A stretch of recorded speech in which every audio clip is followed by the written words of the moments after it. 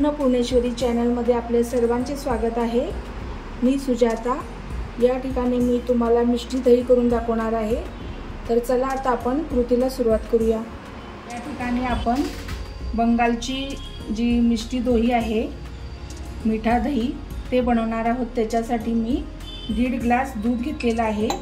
तर त्याला आता आपण 1.5 ग्लास चांगलं उकळून घ्यायचं, थोडंसं आटवायचं। फुल फॅट दूध घेतलेलं आहे आणि आता आपण त्याला 1.5 ग्लासचं 1 ग्लास करून घ्यायचं। या ठिकाणी आपण 1.5 ग्लास जे दूध आपण गरम करून घेतलं होतं थोडं साठवून, आता हे कोमट होईपर्यंत आपण साईडला ठेवून देऊया।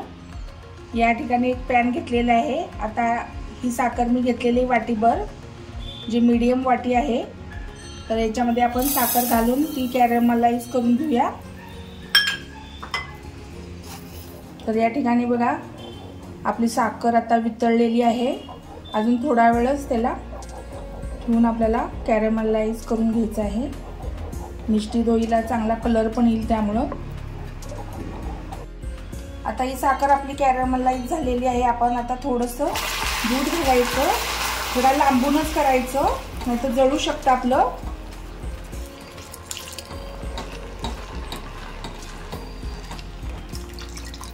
दुधामध्ये आपण ती साखरेचं जे कॅरमल होतं ते पूर्ण टाकलेलं होतं आणि मिक्स झाल्यानंतर त्याला चांगला कलर आलेला आहे। आणि दुधामध्ये साखर ही वितळत असताना थोडी जरी घट्ट झाली तरी सुद्धा ती थोड्या वेळानं हलवत राहिल्यामुळं पूर्णपणे त्याच्यामध्ये मिक्स होते। याला आता आपण नॉर्मल करून घेऊया आणि त्याच्यामध्ये जे हंग केलेलं आपलं दही आहे ते घालूया। आणि हे आता दही आता आपण जे कोमट आपलं दूध झालेलं आहे त्याच्यामध्ये घालून घ्यायचं आणि चांगलं हलवून घ्यायचं आणि या विस्कनं चांगलं त्याला ढवळून घ्यायचं आहे। या ठिकाणी आता आपण विस्कनं चांगलं फ्लफी झालेलं आहे, तुम्ही पाहू शकता। आता या ठिकाणी असा बाउल घेऊया आणि त्याच्यामध्ये आता ट्रान्सफर करूया।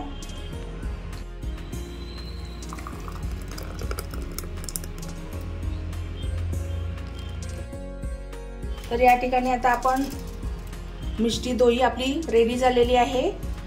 ह्याला आता आपण हा फॉइल पेपर लावायचा आहे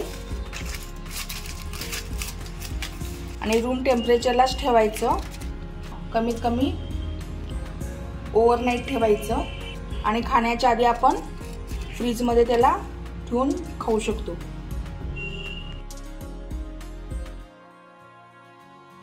या ठिकाणी बघा आपण मिष्टी दही ठेवली होती सेटिंग होण्यासाठी। तर आता आपण पाहूया, बघा खूपच छान कलर पण आलेला आहे। या ठिकाणी आपली मिष्टी दही तयार झालेली आहे। तुम्ही पाहू शकता कलर पण किती छान आलेला आहे आणि सेट पण छान झालेला आहे। आणि तुम्हाला जर का माझी ही रेसिपी आवडली असेल तर माझ्या चॅनलला लाईक, शेअर आणि सबस्क्राईब करायला विसरू नका।